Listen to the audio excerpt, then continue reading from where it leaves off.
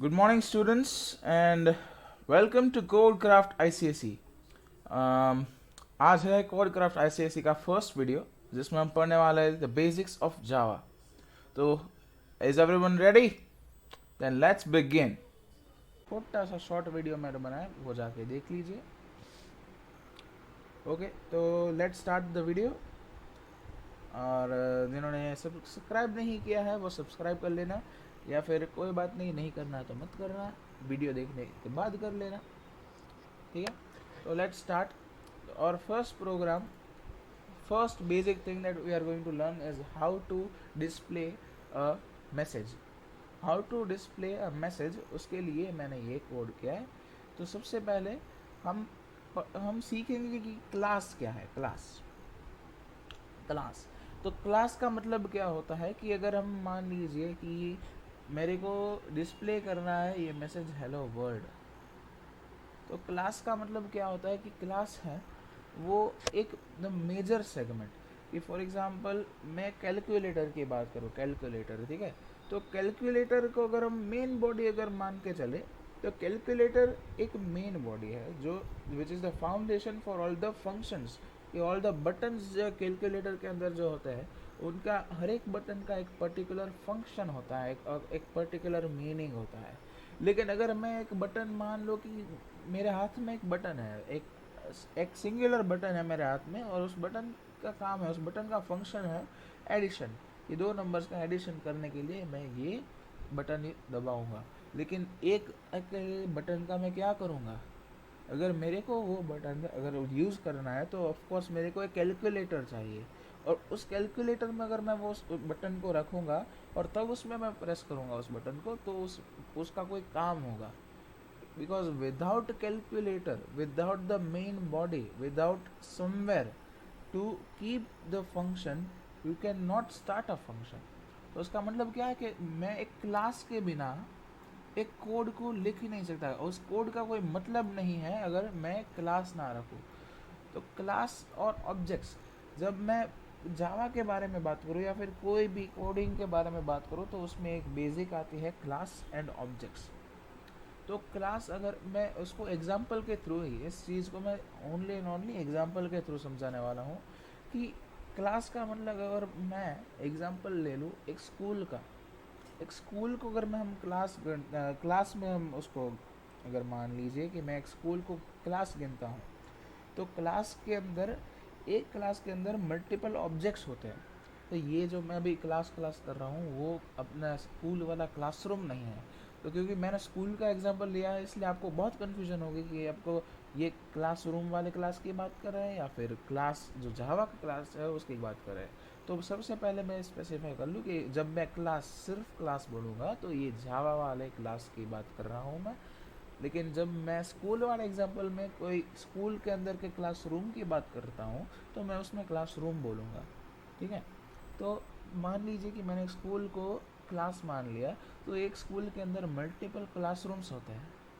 तो एक क्लासरूम का एक पर्टिकुलर मीनिंग होता है कि मान लीजिए ये 10th ए है तो 10th ए के बच्चों के लिए ये क्लासरूम है. तो ये जो क्लासरूम है उसको हम ऑब्जेक्ट कहते हैं. ये जो एक बड़े से क्लास के अंदर एक अपने खुद के मीनिंग, डिस्टिंक्ट मीनिंग्स रखने वाले कहीं सारे ऑब्जेक्ट होते हैं. ठीक है, तो अकॉर्डिंग टू द डेफिनेशन, तो डेफिनेशन तो कोई भी रट सकता है. तो डेफिनेशन तो आप अपने टेक्स्ट बुक में से पढ़ लेंगे, तो आप उसमें से डेफिनेशन रट मार लेंगे. लेकिन हमको समझना है क्लास क्या है. तो class is anything where we can allocate memory inside, anything inside which we can allocate memory, anything inside which we can create objects, create methods, create functions is called class. Class is the foundation of the program. ठीक है, तो जब हम एक class के अंदर की बात करते हैं तो उसके अंदर हम बनाते हैं एक मेथड. मेथड का क्या होता है, एक मेन मेथड बनती है, मेन मेथड.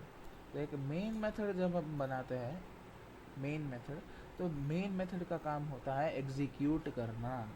एग्जीक्यूट करना. हम मल्टीपल मेथड्स बनाते हैं। एग्जांपल ये पब्लिक स्टैटिक वॉइड मैन है, वो एक मेन मेथड है। तो मेन मेथड का काम होता है कि उसके अंदर जो भी हम प्रोग्राम का सेगमेंट जो होता है, उस सेगमेंट के अंदर जो भी हम प्रोग्राम लिखते हैं, जो भी हम कोडिंग करते हैं, उस कोडिंग को एग्जीक्यूट करने के लिए हम बनाते हैं एक मेथड। ठीक है, मेथड मेथड क्या होती है कि to method is a segment in which method is something that executes the code inside it.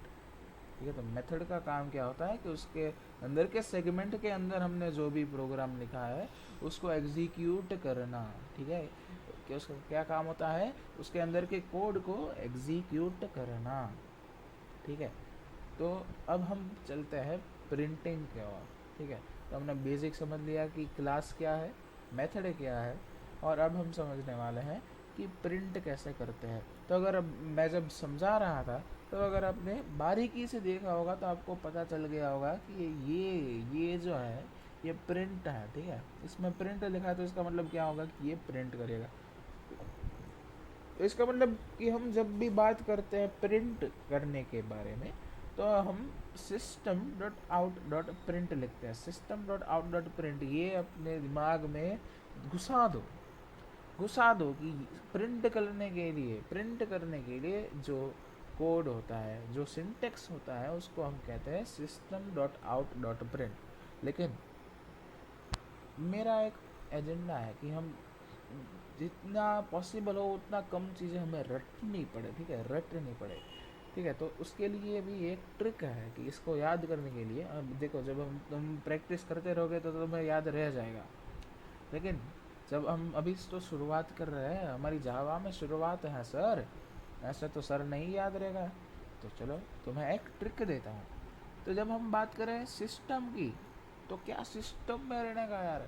तो जब हम सिस्टम की बात करें तो सिस्टम का मतलब क्या होता है कि ये जो प्रोग्राम है वो एक सिस्टम है। ठीक है, अब हम कोई भी चीज़ प्रिंट कर रहे हैं, यानी हम कोई भी चीज़ अगर आउटपुट में डिस्प्ले कर रहे हैं, आउटपुट मैंने क्या बोला, आउटपुट में डिस्प्ले कर रहे हैं हम, तो हम एक आउटपुट दे रहे हैं, यानी हम आउटपुट हम निकाल रहे हैं, एक आउटपुट निकाल रहे हैं।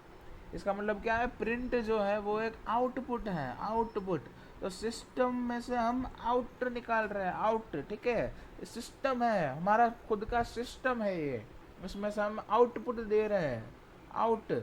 और इसका काम क्या है, प्रिंट करना, प्रिंट। तो system dot out dot print. ठीक है, सिस्टम में से हमने निकाला आउटपुट। क्या आउटपुट निकाला, हमने एक प्रिंट किया। क्या प्रिंट किया, तो प्रिंट के हमने जो भी किया है वो हम एक ब्रैकेट्स के अंदर रखेंगे, ब्रैकेट्स। ठीक है, ब्रैकेट्स के अंदर हमें जो भी प्रिंट करना है, अगर मान लीजिए हमें एक सिंपल स्टेटमेंट प्रिंट करना है, तो हम inverted comma, double inverted comma के अंदर हम एक स्टेटमेंट प्रिंट करेंगे। लेकिन अगर हमें एक नंबर प्रिंट करना है तो वो भी हम ये डबल इन्वर्टेड कॉमा के अंदर कर सकते हैं। लेकिन हमें एक एक नंबर प्रिंट करना है जो एक हमने स्टोर किया है एक वेरिएबल के अंदर। वो मैं आगे आपको समझ में आएगा मैं क्या कह रहा हूँ, आगे आपको समझ में आएगा मैं क्या कह रहा हूँ। वेरिएबल के अंदर हम एक नंबर है, तो उस वेरिएबल की वैल्यू अगर हमें प्रिंट करनी है तो उसको हम क्या कहेंगे, उसके लिए हम डबल इन्वर्टेड कॉमा हटा देंगे और उस वेरिएबल को ऐसे कैसा हम सिस्टम डॉट प्रिंट के अंदर हम कर देंगे। ठीक है, तो system dot out dot print का मतलब क्या होता है, सिस्टम में से आउटपुट निकालना। और कैसा आउटपुट, तो कि हम प्रिंट कर रहे हैं, हम डिस्प्ले कर रहे हैं, यानी प्रिंट कर रहे हैं। प्रिंट का मतलब तुम जो प्रिंटर में से तुम्हारा पेपर निकलता है उसमें तुम जो भी इंक से लिखा वो प्रिंट नहीं। प्रिंट का मतलब होता है कि जब हम आउटपुट किसी प्रोग्राम का निकालते हैं तो उस प्रोग्राम में हम जो डिस्प्ले करते हैं मैसेज, तो वो मैसेज को जो हम डिस्प्ले करते हैं उसे कहते हैं प्रिंट करना। तो प्रिंट करने को हम कहते हैं डिस्प्ले। प्रिंट का मतलब होता है डिस्प्ले। तो ठीक है, हमको सिंटैक्स समझ में आ गई। तो अब सिंटेक्स समझ में आ गई तो मैं आपको एक बहुत इंटरेस्टिंग चीज़ कहने वाला हूँ कि सबसे पहले तो ये जो सेमी कॉलन है, कोई भी सिंटेक्स जब हम कंप्लीट करते हैं उसके बाद सेमी कॉलन है हमें लिखना कंपलसरी है। और मेन इंटरेस्टिंग बात यह है कि जावा जो है वो एक केस सेंसिटिव लैंग्वेज है। केस सेंसिटिव का मतलब क्या होता है कि अगर कोई भी सिंटेक्स है उसमें एक अगर जो लेटर होता है वो हमें कंपलसरी, अगर वो अपर केस में है तो हमें उसको कंपलसरीली अपर केस में ही लिखना होता है, और अगर वो लोअर केस में है तो उसको हमें कंपलसरी लोअर केस में ही लिखना होता है। अगर मैं कैपिटल एस की जगह स्मॉल एस कर दूँ तो आएगी एरर, तो आएगी एरर, ठीक है। इसके लिए हम करते हैं कैपिटल एस, क्योंकि सिस्टम में अगर हमें को रहना है, कि सिस्टम में रहने का है, तो एस कैपिटल रहेगा, ठीक है। सिस्टम में से कुछ निकालना है या फिर सिस्टम में कुछ लेने का है, तो उसके लिए हम करेंगे कैपिटल एस, ठीक है। लेकिन हम एक मेन प्रॉब्लम आएगी इसमें, एक मेन प्रॉब्लम आएगी जिसका मैं आउटपुट निकालूंगा तब आपको पता चलेगा, ठीक है। तो हम वॉइड मेन स्ट्रिंग आर्ग्स करते हैं, ये मैंने आपको पढ़ा दिया है। Hello world my first Java program, problem आई, क्या प्रॉब्लम आई कि हमने तो सर ये दोनों मैसेज तो बाजू बाजू में डिस्प्ले हो गए, हमें तो नेक्स्ट लाइन में डिस्प्ले करना था सर, हमने तो अलग अलग लिखा था सर, क्या हुआ सर हुआ क्या? तो हुआ ये कि जब हम system dot out dot print करते हैं, system dot out dot print ऐसे ही लिखता है, तो क्या होता है कि जो मैसेज डिस्प्ले होता है उसके बाजू में भी अभी स्पेस है, उसके बाजू में भी अभी स्पेस है, वेट में, ठीक है। हम एक थोड़ा सा हम डिटोर लेते हैं, ठीक है, डिटोर, हम डिटोर लेते हैं, डिटोर जो कहते हो तुम लोग, ठीक है, जो भी कहते हो। तो फर्स्ट ऑफ ऑल कई लोगों को ये कन्फ्यूजन होगा कि सर ये स्ट्रिंग आर्ग्स क्या है, स्ट्रिंग आर्ग्स। तो स्ट्रिंग आर्ग्स जब हम एक मेन मेथड के अंदर लिखते हैं तो उसका काम ये होता है कि एक जो कोड होता है उसको मेमोरी एलोकेट करना, मेमोरी एलोकेट का मतलब क्या होता है सर? तो सर मेमोरी एलोकेट का मतलब क्या होता है सर? ऐसी भाषा मत यूज़ कीजिए, मेमोरी एलोकेट का मतलब बेसिक है, बेसिक, बहुत ही बेसिक है।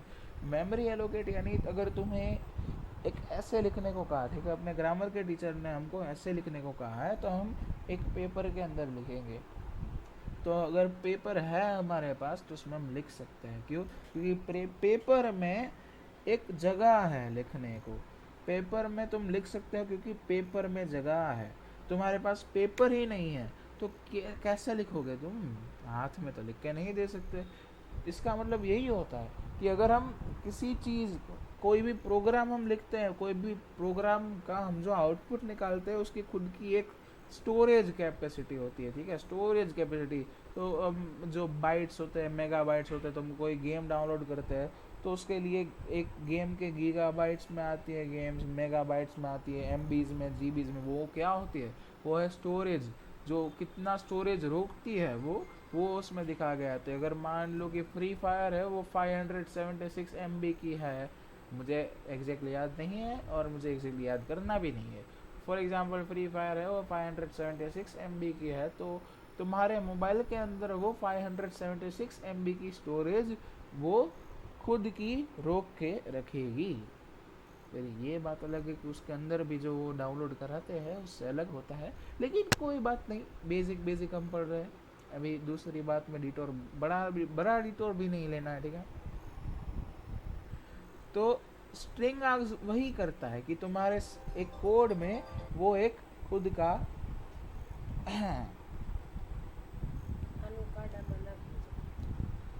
तो वही होता है कि जो भी हम स्ट्रिंग आर्ग्स लिखते हैं जब, तो वो एक अपने कोड को मेमोरी एलोकेट करता है। अगर हम मेमोरी हमारे मोबाइल में है, हमारे मोबाइल में अगर स्टोरेज है तो उसके अंदर हम कुछ चीज़ डाउनलोड कर सकते हैं, कोई भी ऐप हमें डाउनलोड करनी है तो हम कर सकते हैं, क्योंकि हमारे मोबाइल में मेमोरी यानी स्टोरेज है।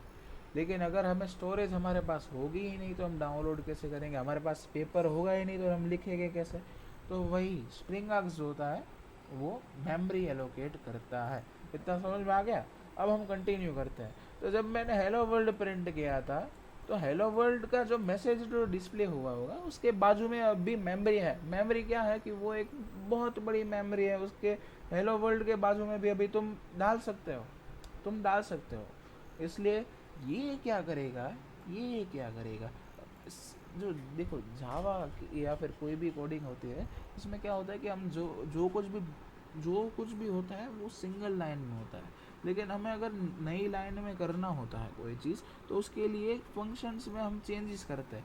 उसका जो मीनिंग्स होते हैं कोई सिंटेक्स के, उसमें हम थोड़े थोड़े चेंजेस करने पड़ता है। तो फर्स्ट ऑफ ऑल हम जो नेक्स्ट लाइन के लिए हम एक सिंटेक्स यूज़ करते हैं जिसका नाम होता है एल जिसका नाम होता है एल इस system dot out dot print है, वो प्रिंट के आगे तुम एक छोटा सा एल एन लगा दो। तुम्हारा मैथ्स वाला एल एन नहीं, सिंपल एल एन लगा दीजिए। और फिर हम जो स्टेटमेंट है वो सेम टू सेम लिख दीजिए। फिर वो ब्रैकेट्स कीजिए, डबल इन्वर्टेड कॉमा, और फिर अपना मैसेज जो प्रिंट करना है वो कर दीजिए। ठीक है, तो मैंने किया है एल एन। यहाँ पर एल एन का मतलब क्या होता है, नेक्स्ट लाइन। लेकिन मान लीजिए कि अगर मैंने एक में एल एन किया और एक में एल एन नहीं किया, तो क्या फ़र्क पड़ेगा। तो अगर हमें मान लीजिए कि मैंने इसमें एल एन नहीं किया और इसमें एल एन किया, और नेक्स्ट टाइम मैं इसमें एल एन करूँगा और इसमें नहीं करूँगा, तो उसमें क्या चेंजेस रहेगा, क्या उसका मीनिंग रहेगा। ठीक है, तो मेन मीनिंग वही चेंज होगा कि फॉर एग्जांपल मैंने सेकंड वाले में एल एन रखा है और फर्स्ट वाले में नहीं रखा है, तो कोई चेंजेस नहीं आएगा। जब हम एक सिस्टम डॉट प्रिंट करते हैं, मान लीजिए कि हम एक स्टेटमेंट प्रिंट करते हैं और उसमें हमने एल एन लगाया होता है, उसमें उसका मतलब क्या होता है कि जब ये स्टेटमेंट ख़त्म होगा उसके बाद एक जो आगे की पूरी जो लाइन है वो ये कंज्यूम कर लेगा। उसका मतलब क्या होगा कि हेलो वर्ल्ड के बाद उस लाइन में जो हम जब आउटपुट होता है, तो उस सेम लाइन में जो कोई भी चीज़ अब नहीं आ सकती। क्यों? क्योंकि वो जो हेलो वर्ल्ड के बाद का जितनी पूरी लाइन होती है वो कंज्यूम कर लेता है एल एन जो है वो पूरी लाइन कंज्यूम कर लेता है। तो इसका मतलब मान लीजिए कि अगर मैं ये जो प्रोग्राम है इसमें यहाँ पर एल एन लिखता हूँ, ठीक है, एल एन लिखता हूँ और यहाँ पर नहीं लिखता हूँ, ठीक है, यहाँ पर नहीं लिखता हूँ, तो इसका मतलब क्या होगा कि हेलो वर्ल्ड के बाद पूरी लाइन कंज्यूम हो जाएगी। ठीक है, तो अगर मान लीजिए इसमें मैंने एल एन नहीं भी लिखा है, तो ये जो माई फर्स्ट प्रोग्राम है उसके पास हेलो वर्ल्ड के बाजू में कोई जगह ही नहीं है प्रिंट होने के लिए। हेलो वर्ल्ड के बाजू में उसके लिए जगह ही नहीं है प्रिंट होने के लिए, तो वो प्रिंट कहाँ पर होगा, नेक्स्ट लाइन में होगा। लेकिन हम सेफ्टी के लिए हमेशा एल एन लिखते हैं। लेकिन ये जो हम प्रैक्टिस हमारी जो पड़ जाती है ना, कि एल एन की जो प्रैक्टिस पड़ जाती है, वो आगे जाकर हमें लूप्स में हम जब हम लूप्स पढ़ेंगे तब हमको ये प्रॉब्लम पड़ेगा कि जो एल एन लिखने की ये जो हमें हैबिट पड़ जाती है, वो वहाँ पर एक बार प्रॉब्लम पड़ेगी। लेकिन जब मैं आपको एक बार समझा दूंगा क्या प्रॉब्लम पड़ेगी, कैसे प्रॉब्लम पड़ेगी, तो आप समझ जाओगे और तब कोई प्रॉब्लम नहीं पड़ेगी। तो मेन आपको अब समझ में आ गया कि प्रिंट कैसे करते हैं, राइट। प्रिंट कैसे करते हैं समझ में आ गया। मैंने थोड़ा ज़्यादा टाइम ले लिया, देखा जाए तो मैंने थोड़ा ज़्यादा टाइम ले लिया, लेकिन कोई बात नहीं। हमको समझना है यार, हमको समझना है, हमें रटना नहीं है, हमको समझना है। आज की वीडियो अगर थोड़ी सी लंबी हो जाएगी, थोड़ी सी आपने सोचा था उससे ज़्यादा टाइम, वैसे तो आपने अगर ये वीडियो ओपन किया है तो इसका मतलब आपने कुछ सोच के ही किया होगा कि ये वीडियो लंबी है। अभी तो मैं कुछ नहीं कह सकता, अभी मैं वीडियो बना रहा हूँ, तब मैं कुछ नहीं कह सकता कि ये वीडियो लंबी बनेगी या छोटी बनेगी। लेकिन अगर आपकी ये जो वीडियो है वो लंबी बनती है और आपने क्लिक किया है, तो आपने कुछ सोच कर किया होगा कि ये वीडियो लंबी है, तो इसमें कुछ अच्छा होगा और अच्छा है। अगर आप नोटिस कर रहे हैं, और अगर आपको अच्छा नहीं लग रहा है तो आप कमेंट सेक्शन में ज़रूर लिखिएगा कि सर हमको कन्फ्यूज़न रह गई यार, सर आपने ये प्रॉपरली नहीं समझा, ये वाला पार्ट प्रॉपर नहीं है सर, ठीक है, प्रॉपर नहीं है ये वाला पार्ट। तो अगर आप कहेंगे तो मैं वो जो भी चीज़ है वो आपको मैं वापस समझा दूंगा नेक्स्ट वीडियो में, ठीक है। तो आज के वीडियो में हमने पहले किया प्रिंट के बाद हमको करना है नंबर, कि नंबर के कितने डेटा टाइप्स होते हैं, डेटा टाइप्स। तो पहले तो मैं एक ना नोटपैड खोलना, नोटपैड, हाँ, ज़रूरत तो नहीं पड़नी चाहिए, लेकिन आपको समझाना है, प्रॉपरली समझाऊंगा। तो देखो, नंबर सिस्टम जो होती है, नंबर सिस्टम नहीं, ठीक है, मैंने आपको कहा था कि हम कोई भी प्रोग्राम लिखते हैं तो हर एक प्रोग्राम, उसका जो हर एक फंक्शन होता है उसकी एक मेमोरी एलोकेट होती है, ठीक है, मेमोरी एलोकेट होती है। मैंने क्या कहा था कि हर एक फंक्शन की, हर एक जो कोई भी हम प्रिंट करते हैं, जो कोई भी हम चीज़ें स्टोर करते हैं, वेरिएबल के बारे में मैंने बात की थी, तो उसका खुद का वो एक एक अपनी स्टोरेज जो है वो स्टोरेज अपनी उसमें स्टोर करेगा कि ये कोड में मेरी इतनी स्टोरेज है, ठीक है। तो हम क्या क्या चीज़ें होती है, देखो हमने पहले तो प्रिंट किया, प्रिंट स्टेटमेंट की। तो प्रिंट स्टेटमेंट की उसमें हमने एक स्टेटमेंट प्रिंट किया, वो एक टाइप का वो एक टाइप का प्रिंट होता है, वो एक डेटा टाइप होता है, ठीक है। डेटा का मतलब क्या होता है, डेटा यानी हम जो यूज़र के पास से या फिर अपने खुद के हिसाब से हम कोई जो वैल्यू रख सकते हैं उसको कहते हैं डेटा। हम अगर मैथ्स पढ़ते हैं, मैथ्स आए तो मैथ्स, तो उसमें हम वेरिएबल्स बनाते हैं, जैसे कि एक्स है एक्स, और एक्स है फिर या फिर वाई है, ठीक है वाई, तो या फिर ए है या फिर बी है या फिर जेड है। तो हम एक वेरिएबल बनाते थे और वेरिएबल की हम एक वैल्यू रखते थे, वैल्यू होती थी, एक वेरिएबल की वैल्यू होती है, या तो वैल्यू फाइंड करनी होती है या फिर वैल्यू दी गई होती है। इसमें तो फाइंड नहीं करना होता है, ठीक है, जावा में फाइंड नहीं करना होता है। जावा में हमें एक वेरिएबल होता है और उसकी एक वैल्यू होती है, ठीक है। मान लीजिए मैंने एक्स की वैल्यू रख दी 5, ठीक है। तो 5 है वो कौन सा टाइप है, 5 है वो कौन सा टाइप है, इंटीजर टाइप, ठीक है। 5 है वो कौन सा टाइप है, इंटीजर टाइप। देखो हम मैथ्स जब होता है, मैथ्स में हम सिर्फ नंबर स्टोर कर सकते हैं, लेकिन वेरिएबल का क्या मतलब है, वेरिएबल की वैल्यू वेरी करती है, हमको नहीं पता है। अगर मैं आपको सिर्फ कह दूँ कि एक वेरिएबल है सी की वैल्यू क्या है, मुझे नहीं पता सर, मुझे नहीं पता। सी की कोई भी वैल्यू हो सकती है। और जावा की हम बात करें तो उसमें सिर्फ नंबर नहीं है, हम एक वेरिएबल के अंदर हम एक वर्ड भी स्टोर कर सकते हैं, एक लाइन भी स्टोर कर सकते हैं, एक कैरेक्टर यानी सी की वैल्यू मैं ऐसे भी रख सकता हूँ, ठीक है। आई एम रियली सॉरी, सी की वैल्यू मैं ऐसे भी रख सकता हूँ कि Java is amazing, okay. Java is amazing एक स्टेटमेंट है, एक स्टेटमेंट को मैं स्टोर कर सकता हूँ सी के अंदर। फिर मेरे को मान लीजिए कि एक डेसिमल टाइप वैल्यू स्टोर करनी है, डेसिमल टाइप वैल्यू यानी लेट्स से 3.14159826532846। मान लीजिए मेरे को ये स्टोर करना है, ये है पाई की value till the decimal value 20 decimal places, और ये करेक्ट वैल्यू है पाई की टिल 20 डेसिमल प्लेसेस। आपको चेक करना है तो कर लीजिए। वैसे मैं फ्लेक्स नहीं मार रहा हूँ, लेकिन ये सारी चीज़ें हम ऐसे याद रह जाती है, ठीक है। हम भी मैथ्स पढ़े, हम भी मैथ्स में टॉपर थे। चलो सॉरी, डिटूर नहीं लेना है, जो भी कहते हैं, ठीक है। देखो नेक्स्ट वीडियो में ना मैं उसका प्रोनाउंसिएशन पढ़ के आऊँगा। मेरे को मेरे को लाइक मैं भूल जाता हूँ, ठीक है, मैं भूल जाता हूँ उसका प्रोनाउंसिएशन, मैं भूल जाता हूँ, ठीक है। अब ये है, उसमें बहुत सारे डेसिमल है यार, बहुत सारे डेसिमल है। और लेट्स से कि बी है, बी का हम स्टोर करेंगे 3.14, ये एक छोटा सा है। फिर मैं ये जो है सी, इसको मैं यहाँ पर कॉपी कर लेता हूँ, कॉपी करके मैं यहाँ पर लिख देता हूँ, ठीक है। तो ये है सी की वैल्यू है जावा इज़ अमेजिंग। ए की वैल्यू है लेट्स से एच, ठीक है एच। और लेट्स से वाई की वैल्यू है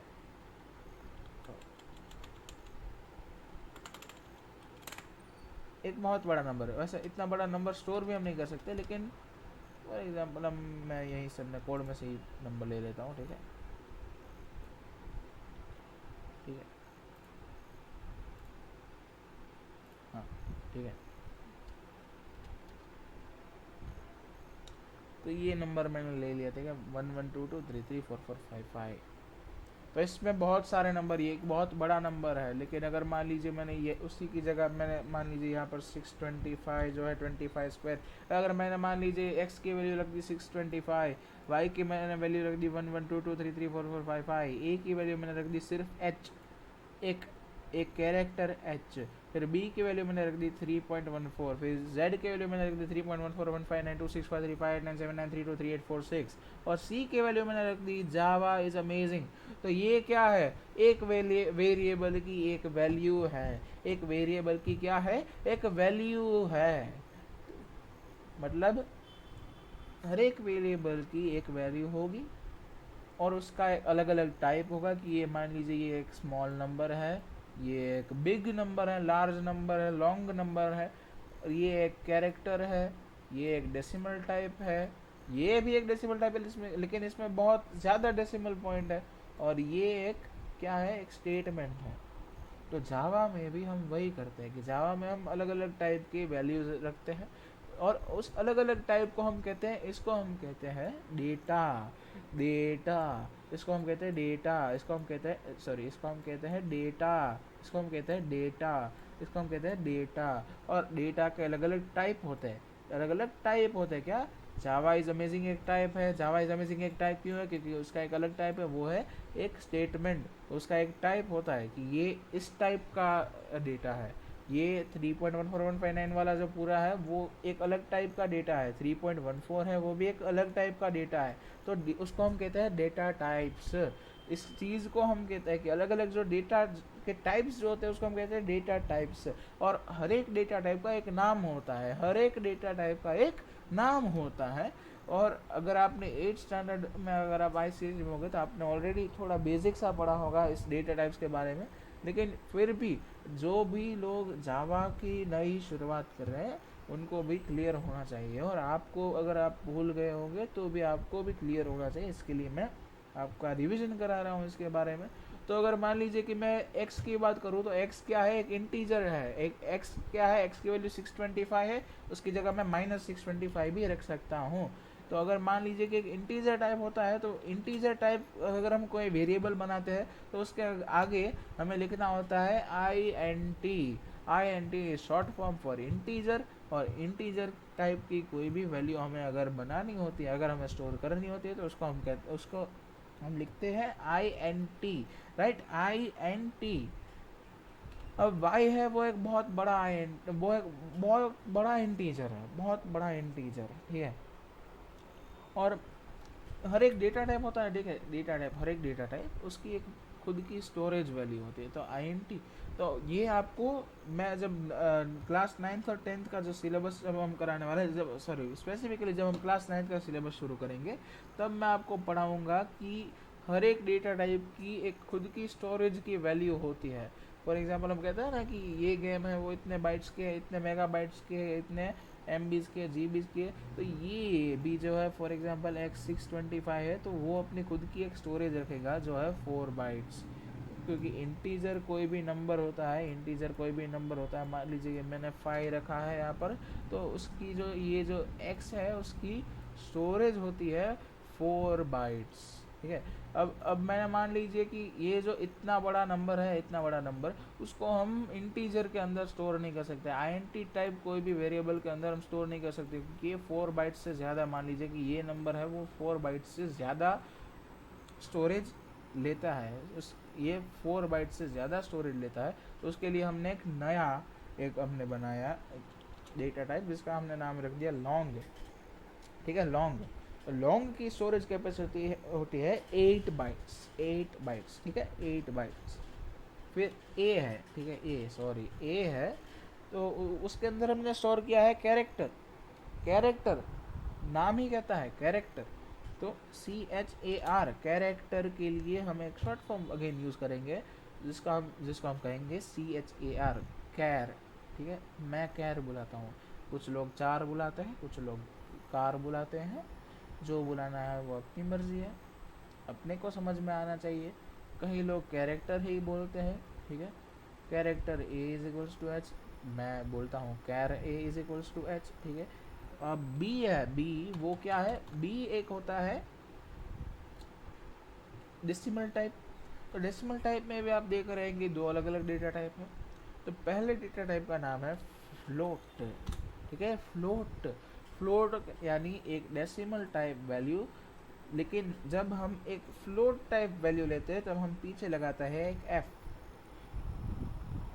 कोई भी वेरिएबल है, फॉर एग्जांपल इसमें b है, तो b की अगर हमें वैल्यू रखनी है डेसिमल टाइप, तो उसमें पीछे हम लगाते हैं f, ठीक है, ठीक है। इतना समझ में आया क्या, इतना समझ में आया। तो 3.14 है वो एक डेसिमल टाइप वैल्यू है। अब अगेन 3.1415 नहीं, ये जो है वो बहुत लंबा है, उसका एक बड़ा स्टोरेज कैपेसिटी होगी उसकी खुद की। ये जो फ्लोट की एक खुद की स्टोरेज कैपेसिटी होगी, और उस स्टोरेज कैपेसिटी से ज़्यादा स्टोरेज अगर ये रोकता है तो मतलब क्या हुआ कि हमें एक नया डेटा टाइप चाहिए जिसका हम नाम रखेंगे डबल। ठीक है, डबल। अब जो फ्लोट है उसका अगेन 4 बाइट्स की स्टोरेज कैपेसिटी होगी, फोर की फ्लोट की अगेन 4 बाइट्स की कैपेसिटी रहेगी, और डबल की 8 बाइट्स की अगेन कैपेसिटी रहेगी। ठीक है, और उसके बाद डबल डबल, अब ये कन्फ्यूजन हो रहा है तो मैं अभी लिख देता हूँ कि ये जो बड़ा सा जो, अगर हमें कोई ऐसा डेसिमल पॉइंट वाला होता है तो उसके लिए हम यूज़ करते हैं डबल। और एट दी एंड हमें अगर एक स्टेटमेंट या फिर एक वर्ड अगर हमें लेना होता है, तो एक वर्ड अगर स्टोर करना तो होता है, उसके लिए हम यूज़ करते हैं स्ट्रिंग। स्ट्रिंग, और स्ट्रिंग की स्टोरेज कैपेसिटी होती है अगेन 8 बाइट्स। लेकिन मैंने आपको क्या कहा था वीडियो के स्टार्टिंग में, जब हम पढ़ रहे थे सिस्टम डॉट डॉट प्रिंट पढ़ रहे थे, तब मैंने कहा था कि कोई भी सिंटेक्स के एंड में हम करते हैं सेमी कॉलन। तो यहाँ पर मैंने कर दिया सेमी कॉलन, यहाँ पर मैंने कर दिया सेमी कॉलन, यहाँ पर मैंने कर दिया सेमी कॉलन, यहाँ पर मैंने कर दिया सेमी कॉलन, यहाँ पर अगेन मैंने कर दिया, यहाँ पर तो ऑलरेडी है शायद, हाँ वेरी गुड, सेमी कॉलन, यहाँ पर मैंने कर दिया सेमी कॉलन। सेमी कॉलन क्या करता है कि कोई भी सिंटेक्स जो है उसको एंड करता है, उसको एक एंड देता है। ठीक है, तो इससे ज़्यादा हम, इसके बाद अगर मैं इसके बारे में अगर कुछ लिखता हूँ तो इसमें कोई फ़र्क नहीं पड़ेगा। ठीक है, तो अगर इसके बाद मैं कोई कोड लिखता हूँ जिसमें मैं सी का यूज़ नहीं करता हूँ तो सी में कोई चेंजेस नहीं पड़ेगा। ठीक है, बेसिक सी बात है। अब यही चीज़ मैंने लिखी है, सेव करने की ज़रूरत नहीं है ना ये, डोंट सेव, क्या यार इसको सेव नहीं करेंगे, ऐसी चीज़ें सेव करने की ज़रूरत नहीं है। तो यही चीज़ मैंने यहीं पर की है। ठीक है, यहाँ पर मैंने थोड़ी सी छोटी सी वैल्यू ली है डबल के लिए, ये शायद मैं फ्लोट के अंदर भी इसको मैं स्टोर कर सकता हूँ, लेकिन फिर भी आपको समझाने के लिए अभी इतना तो काफ़ी होगा, अगर आप समझ सकते हैं तो इतना तो बेसिक है।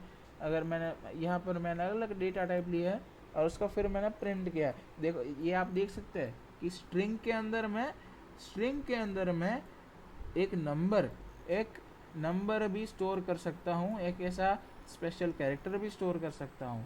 तो नंबर, जब हम एक नंबर को डबल इन्वर्टेड कोमा के अंदर स्टोर करते हैं, डबल को हम एक नंबर को अगर हम डबल इन्वर्टेड कोमा के अंदर स्टोर करते हैं तो वो भी स्ट्रिंग में कन्वर्ट हो जाएगा। क्योंकि देखो हम स्टेटमेंट है, एक स्टेटमेंट की आई हैव, फॉर एग्जांपल मैं लिखता हूँ I have 10 kids, just example दे रहा हूँ।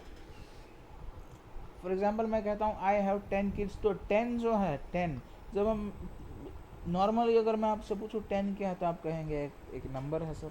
लेकिन इस स्टेटमेंट में अगर मैं आपको कहूँ कि आई हैव 10 किड्स, तो उसमें जो 10 है वो उस स्टेटमेंट का एक पार्ट है, उस लाइन का एक पार्ट है, राइट। तो वो एक लाइन का अगर पार्ट बनेगा, उसको मैं उस लाइन के साथ मेरे को प्रिंट करना है तो उसको मैं स्ट्रिंग टाइप के अंदर प्रिंट करूँगा। और इसलिए स्ट्रिंग जो है वो आपके कीबोर्ड के अंदर जो कोई भी सिंबल या अल्फ़ाबेट, जो कोई भी चीज़ होती है जिसको हम नोटपैड में लिखते हैं, लिखने के टाइम हम लिख सकते हैं, वो स्ट्रिंग के अंदर मैं उसको स्टोर कर सकता हूँ। ठीक है, तो स्ट्रिंग टाइप कोई भी वेरिएबल रहेगा उसके अंदर मैं कोई भी ऐसा कैरेक्टर मैं लिख सकता हूँ। आई एम सॉरी,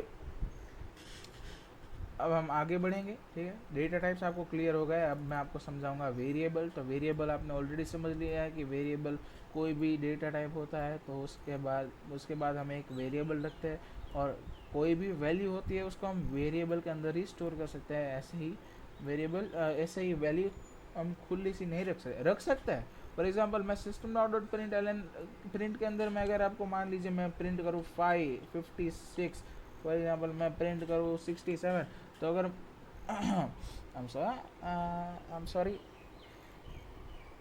आपको ये सारी चीज़ें बहुत ज़्यादा पसंद है ना आजकल, इसलिए मेरे को नहीं पसंद, लेकिन फिर भी आपको समझाने के लिए ऐसी चीज़ें करनी पड़ती है, कोई बात नहीं। लेकिन बेसिकली मैं अगर सिस्टम डॉट प्रिंट के अंदर मैं अगर 67 लिख दूँ या फिर कोई भी चीज़ लिख दूँ स्टेटमेंट के सिवाय, तो मैं इसके अंदर अगर नंबर लिखूँ तो उसको मैं प्रिंट कर सकता हूँ। ठीक है, प्रिंट कर सकता हूँ मैं इसे। क्योंकि अगर हम एक नंबर को स्टोर करते हैं तो उसको हम किसी भी कॉमा के अंदर या फिर ऐसे नहीं स्टोर करते हैं। लेकिन जब हम एक कैरेक्टर स्टोर करते हैं, हम जब एक कैरेक्टर स्टोर करते हैं तो वो हम एक इन्वर्टेड कॉमास के अंदर स्टोर करते हैं। लेकिन जब मैं एक स्ट्रिंग स्टोर करता हूँ तब मैं उसे डबल इन्वर्टेड कॉमा के अंदर स्टोर कर सकता हूँ। अब मैं मान लीजिए कि मैं ये लिखूँ या फिर मैं ये लिखूँ या फिर मैं ये लिखूँ, ठीक है, सॉरी, या फिर मैं ये लिखूँ, तो इन दोनों में, इन तीनों में फ़र्क क्या है? तीनों में प्रिंट क्या होगा? तीनों में 7 ही प्रिंट होगा। मैं आपको ये गारंटी देता हूँ, तीनों में 7 ही प्रिंट होगा। लेकिन उन तीनों में फ़र्क क्या है?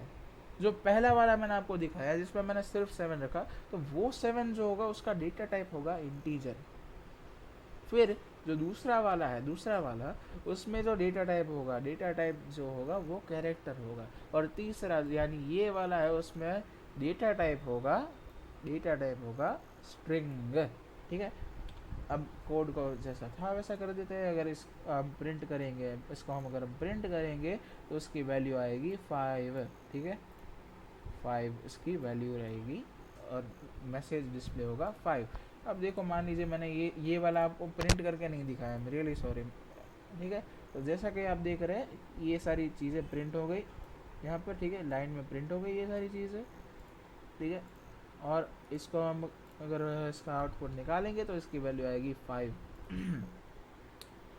अब हम सीखेंगे कि उसमें ऑपरेशंस कैसे करते हैं। अगर हम मान लीजिए आपको मैंने टूल्स सिखा दिए, टूल्स तो मैंने आपको सिखा दिया, लेकिन उस टूल्स से आप डॉक्टर बन के ऑपरेशन कर रहे हैं। ऑपरेशन अलग अलग टाइप के होते हैं।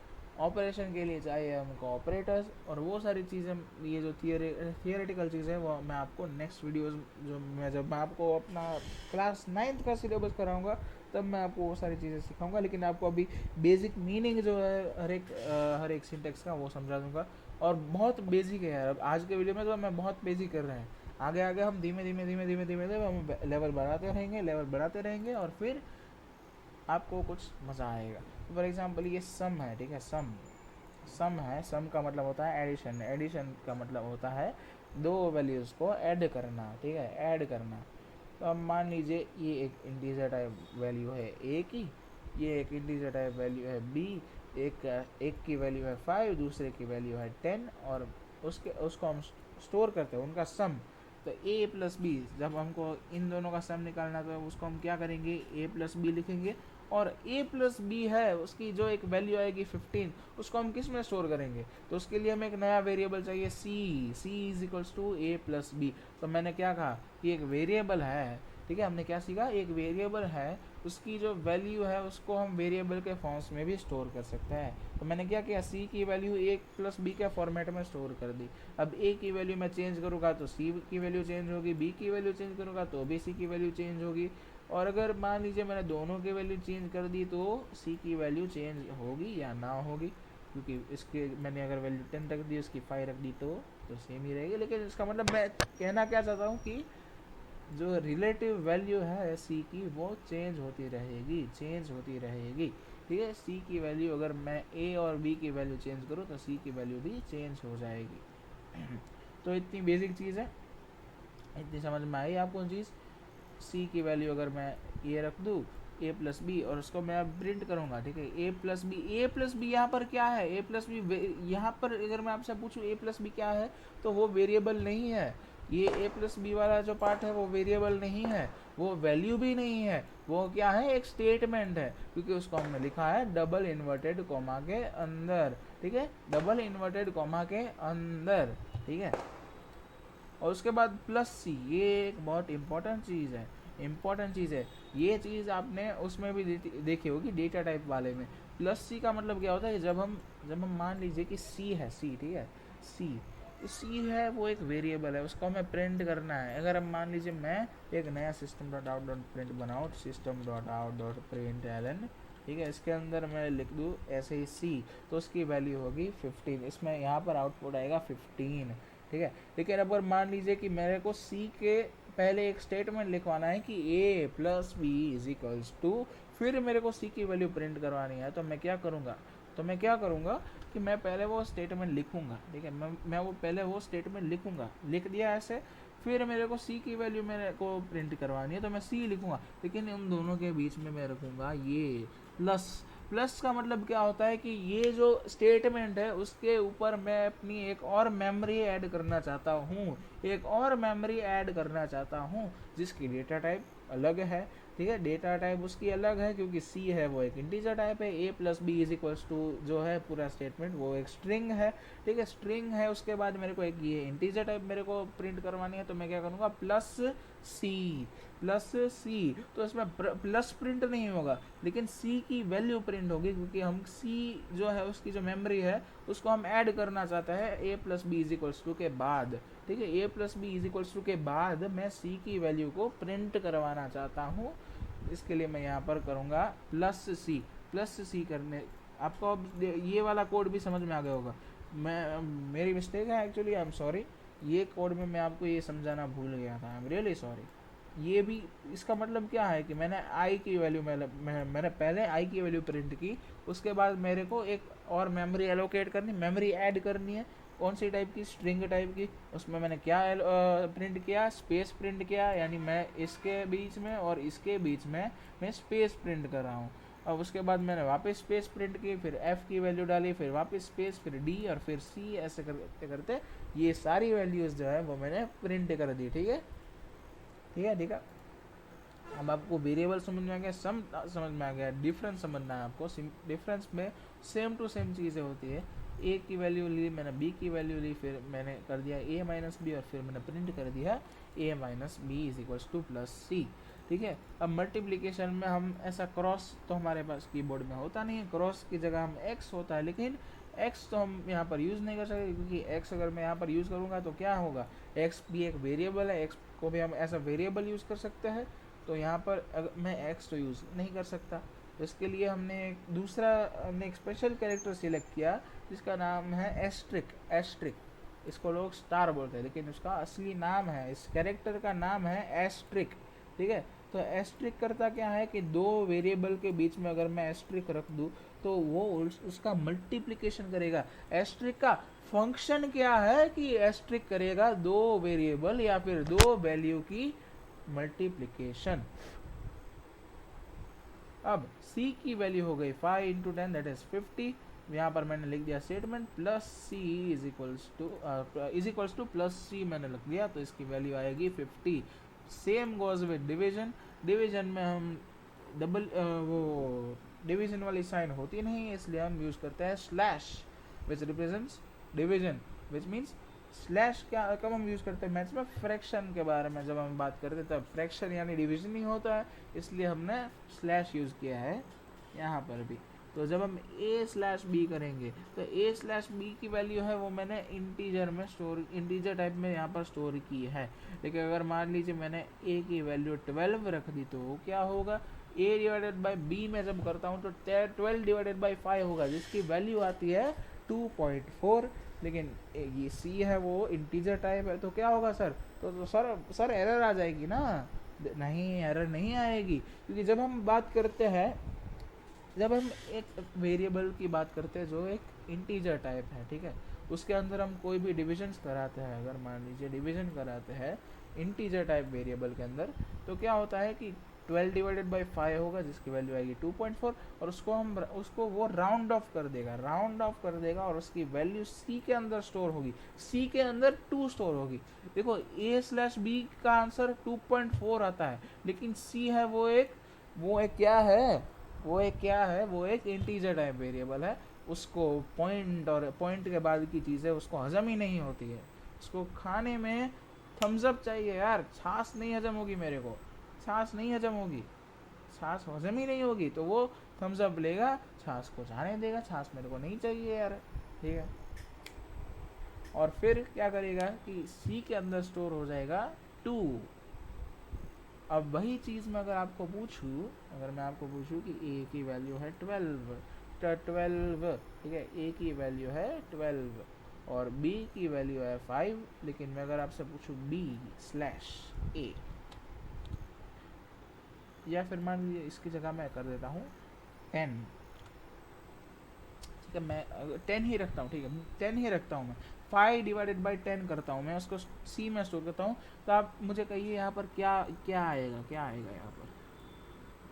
ज़ीरो, यहाँ पर 0.5 आएगा या फिर 1 आएगा? दोनों गलत। यहाँ पर आएगा 0, क्योंकि जब 5/10 करते हैं क्या आंसर आता है? 0.5 आता है, राइट। लेकिन 0.5 को जब हम सी में स्टोर करना चाहेंगे तो सी को 0.5 हजम ही नहीं होगा। 0.5 वो कहेगा कि तुम जाओ यार, मेरे को तुम नहीं चाहिए, जाओ, मेरे को तुम मेरे पास भी मत आओ, ठीक है। वो लेगा 0 को, कहेगा 0.5 को वो गुड बाय कहेगा, और वैल्यू आ जाएगी सी की 0, ठीक है। इसलिए मैं जब यहाँ पर प्रिंट करूँगा तो a/v की वैल्यू आएगी 0, ठीक है। समझ में आया आपको मैं क्या कह रहा हूँ? अब आती है हमारे वीडियो की फाइनल और मेन चीज़। ये चीज़ जो है वो बहुत ही मेन चीज़ है जावा की। अगर मैं बात करूँ तो सबसे मेन चीज़ अगर मैं आपको कहूँ तो होती है ये। तो क्या होता है ये, कि इसके बात कर रहा हूँ मैं यूज़र इनपुट, कि यूज़र के पास से मेरे को अगर किसी वेरिएबल में इनपुट लेना है तो मैं कैसे लूँगा, कैसे लूँगा मैं यूज़र के पास से इनपुट? देखो, जब हम क्लास 9th और 10th की बात करते हैं, या फिर हम जब जावा की बात करते हैं, तो यूजुअली जब हम जावा सीखते हैं तो लोग ये जो पार्ट होता है यूज़र इनपुट, ये थोड़ा बाद में लेते हैं, ठीक है। सारी बेसिक्स में वो ज़्यादा फोकस करते हैं और फिर ये यूज़र इनपुट में आता है। लेकिन मैं आज आपको बेसिक्स के अंदर, क्योंकि यूज़र इनपुट है वो एक्चुअली जावा के एक बेसिक्स का ही पार्ट है, लेकिन यूज़र इनपुट को वो थोड़ा बाद में क्यों लेते हैं? क्योंकि उनको एक थियरी पढ़ानी होती है जो है जावा की लाइब्रेरी पैकेजेस, ये सारी चीज़ें आपको समझना अभी आपके लिए थोड़ा डिफिकल्ट होता है। लेकिन नहीं, आज के वीडियो में मैं आपको ये कराने वाला हूँ, ये एक बेसिक्स का ही पार्ट है, ये एक बेसिक्स का ही पार्ट है। इसमें एक नई चीज़ आएगी जिसको हम कहेंगे पैकेज, लाइब्रेरी पैकेज। ये एक नई चीज़ आएगी जिसको हम आगे जाकर करने भी वाले हैं। इस चीज़ को हम आगे जाकर करने भी वाले हैं, जब हम सिलेबस वाइज शुरू करेंगे तब हम ये करेंगे। लेकिन आज की वीडियो में मैं आपको उसका एक बेसिक मीनिंग कह दूंगा, ठीक है, बेसिक मीनिंग कह दूंगा। तो सबसे पहले वो जो पैकेज की बात कर रहा हूँ उसको हम यूज़र इनपुट 2 में पढ़ेंगे। मैंने 2 अलग अलग प्रोग्राम लिए है, 2 अलग अलग मेथड है यूज़र के पास से इनपुट लेने की, इसलिए। अब देखो, ये पहली मेथड है। पहली मेथड में हम क्या करते हैं कि हम एक जो पब्लिक स्टैटिक वॉइड मेन है उसमें हम स्ट्रिंग आर्ग्स लिखते थे, याद है? स्ट्रिंग आर्ग्स, उसकी जगह मैंने लिख दिया INTA। अब क्या होता है कि स्ट्रिंग आर्ग्स होता है ना, स्ट्रिंग आर्ग्स वो क्या करता है कि अपने कोड को मेमोरी एलोकेट करता है, ये मैंने आपको कह दिया है। लेकिन अपना जो ब्लूज है ना, ब्लूज है वो एक क्या है, वो एक सॉफ्टवेयर है, वो एक JDK प्लेटफॉर्म है, JDK प्लेटफॉर्म फॉर डूइंग जावा के लिए एक JDK प्लेटफॉर्म है। लेकिन अब इसमें और दूसरे सॉफ्टवेयर में डिफरेंस क्या है आपको पता है? कि जो दूसरे सॉफ्टवेयर होते हैं वो मेन, जब मेन मेथड हम बनाते हैं, एक मेन मेथड, तो उसमें स्ट्रिंग आर्ग्स लिखना कंपलसरी होता है, उसके बिना कोड में एरर आता है। लेकिन JDK प्लेटफॉर्म्स होता है वो उसको अलाउ करता है कि अगर मान लीजिए आप स्ट्रिंग आर्ग्स नहीं लिखे चलेगा, लेकिन मैं आपको हमेशा मैं आपको कहूँगा कि आप स्ट्रिंग आर्ग्स लिखिए। अभी से आप प्रैक्टिस अब स्ट्रिंग आर्ग्स की रखिए। इसका मतलब क्या होगा कि आगे जाकर मान लीजिए कि आप देखो, ब्लूजे है वो अब प्रोफेशनली आप यूज़ नहीं कर सकते। ब्लूजे की एक लिमिट्स होती है, एक लिमिट तक वो चलता है ब्लूजे, ठीक है। हम अभी जो 9th 10th या फिर 11th 12th में भी सिलेबस ऑलमोस्ट सेम है, ठीक है। 11th 12th में भी अगर आप ISC में पढ़ेंगे, ISC में अगर आप कंप्यूटर रखेंगे तो उसका सिलेबस 90% इसका जावा का सिलेबस सेम है। उसमें बहुत नई चीज़ें नहीं है, थोड़ी 1-2 टॉपिक्स नए हैं, बाकी सारी चीज़ें सेम है। और जो हम 9th 10th 11th 12th में हम प्रोग्राम्स करते हैं वो एक बहुत बेसिक प्रोग्राम्स होते हैं। अभी के टाइम में जब हम प्रोग्राम करते हैं वो बहुत बेसिक प्रोग्राम्स होते हैं, बहुत छोटे प्रोग्राम होते हैं, और उसको हम इस प्लेटफॉर्म में कर सकते हैं।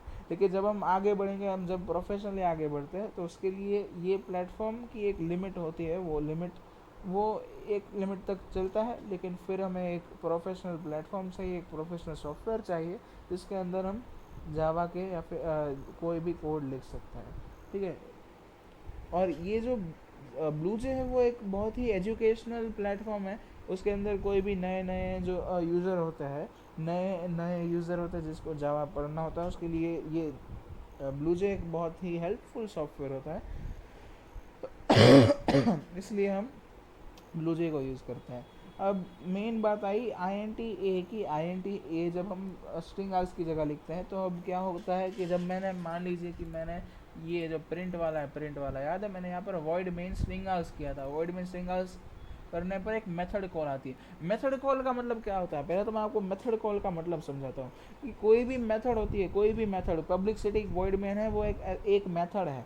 तो अब हम जब मेथड की जो मेथड के अंदर जो कुछ भी हम लिखते हैं उसको अगर हमें एग्जीक्यूट करना होता है तो उस मेथड को हमें बुलाना पड़ता है कि भाई चल चल भाई तेरी बारी आ गई, चल तेरे को अपना काम करना है, ठीक है, तेरे को अपना काम करना है। हमें एक मेथड को कॉल करना पड़ता है, मेथड को बुलाना पड़ता है। और मेथड को हम कॉल करने के लिए ये विंडो खुलता है जिसको हम कहते हैं टर्मिनरी विंडो। सॉरी, एक मिनट मैं भूल गया। टर्नरी विंडो, मेरे को एग्जैक्ट नाम यहाँ पर मैं टर्मिनरी आएगा या टर्नरी आएगा, मैं भूल गया actually. I am really sorry. इसको मैं शायद टर्नरी विंडो ही कहते, लेकिन अब मान लीजिए इसको हम मेथड कॉल की विंडो जो होती है तो उसके अंदर हम मेथड कॉल करते हैं और यहाँ पर जब हम ये करते हैं तब प्रिंट होता है। लेकिन इसमें हम क्या करेंगे कि ये जो वॉइड मेन होता है उसमें जो मेथड कॉल का जो विंडो आता है उसमें ये कहेगा कि आप पहले ए की वैल्यू प्रिंट कीजिए। ए की वैल्यू जब हम डालेंगे, मान लीजिए ए की वैल्यू मैंने डाल दी 125, और जब मैंने यहाँ पर कर दिया तो क्या आएगा, ए की वैल्यू प्रिंट हो जाएगी। मैंने क्या पर यहाँ पर कोड में क्या लिखा था, हमने ए की वैल्यू प्रिंट की थी, ठीक है। हमने ए की वैल्यू ली टर्नरी विंडो में, टर्नरी विंडो में मैंने मेथड कॉल किया, 125 डाला, मेथड को कॉल किया और फिर ए की वैल्यू प्रिंट हो गई। तो जब मैं ये करता हूँ, ठीक है, तो पब्लिक स्टैटिक वॉइड मेन के अंदर इस पूरे सेगमेंट के अंदर मैं जो कुछ भी लिखता हूँ उसमें उस सेगमेंट के लिए ए की वैल्यू रहेगी 125। अगर मैंने 125 डाला है तो उस सेगमेंट में ए की वैल्यू रहेगी 125।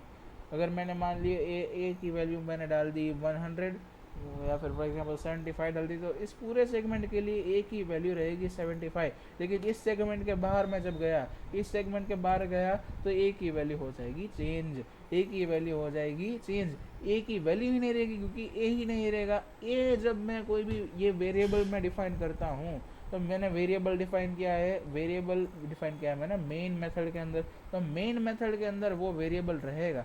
लेकिन मेन मेथड के जब हम बाहर गए, ठीक है, तो बाहर वो एग्जिस्ट ही नहीं करता है। बाहर की दुनिया के लिए ए वेरिएबल एग्जिस्ट ही नहीं करता है, ठीक है, समझ में आया। लेकिन ये जो मैं अभी पढ़ा रहा हूँ कि आपको मेथड के बाहर जो हम जा रहे हैं वो सारी चीज़ें मैं आपको पढ़ा रहा हूँ, अभी आपको पढ़ने में नहीं आएगी।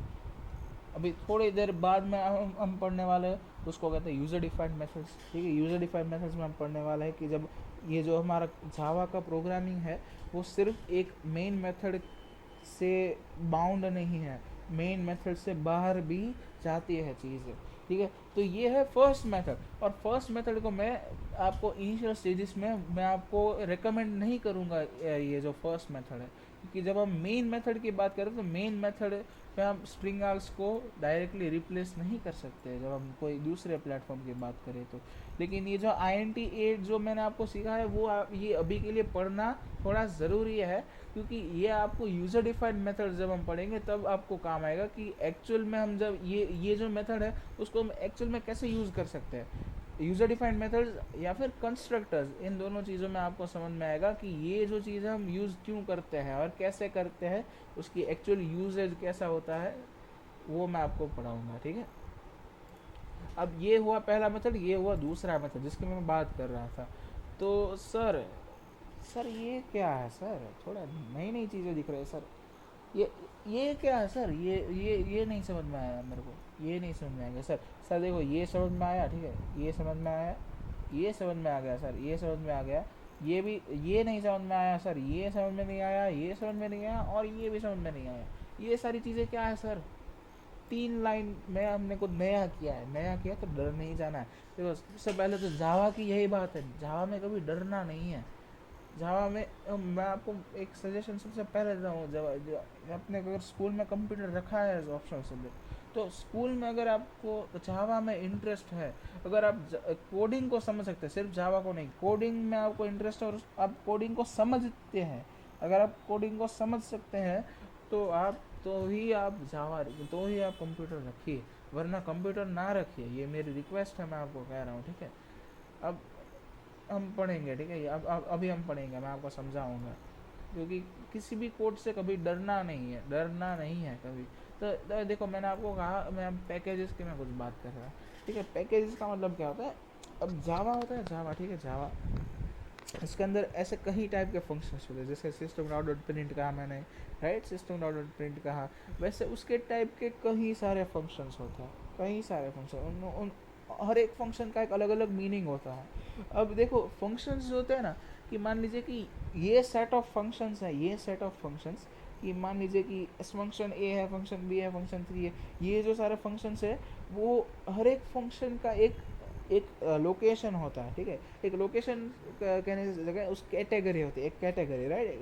मिल गया मुझे, वर्ड मिल गया, मैं कब का याद सोच रहा था, मैं आपको कौन सा वर्ड यूज़ करूँ। कैटेगरी होती है, हर एक फंक्शन की एक कैटेगरी होती है। ये मान लीजिए ये फंक्शन ए है, ये फंक्शन ए है, वो ए कैटेगरी का फंक्शन है, ठीक है। तो इस कैटेगरी का फंक्शन है। अब मैं क्या कह रहा हूँ सर, ये क्या बोल रहे हैं सर आप?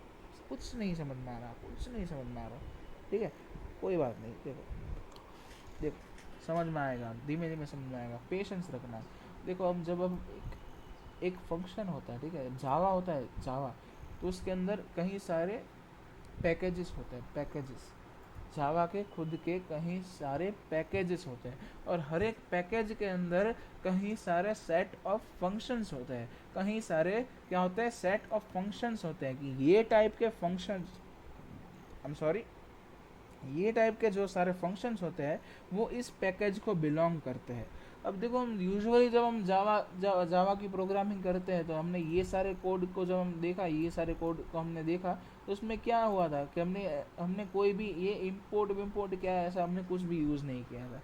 लेकिन जब इसकी बात कर रहे हैं, तो उसमें हमने एक ऐसा फंक्शन यूज़ कर रहे हैं, हम ये स्कैनर वाला फंक्शन यूज़ कर रहे हैं। तो स्कैनर वाला जो फंक्शन है, वो सिंपल जावा में बिलोंग नहीं करता है। एक जावा के अंदर एक पैकेज है जिसका नाम है यूटिल, यूटिल नाम का एक पैकेज है, यूटिल नाम का एक पैकेज है, उसके नहीं, यूटिल नाम का, सॉरी, यूटिल नाम का पैकेज नहीं, यूटिल, यूटिल है, उसके अंदर कई सारे पैकेज आते हैं, स्कैनर पैकेज होता है, और ऐसे कई सारे पैकेज होते हैं। यूटिल एक एक एक मेन कैटेगरी है, उसके अंदर सब कैटेगरीज होती है। तो मान लीजिए कि हम यहाँ पर स्कैनर यूज़ कर रहे हैं, तो मैं आपको, ये मेरे को नहीं लिखना चाहिए था, ये लिखना चाहिए था, आई एम सॉरी।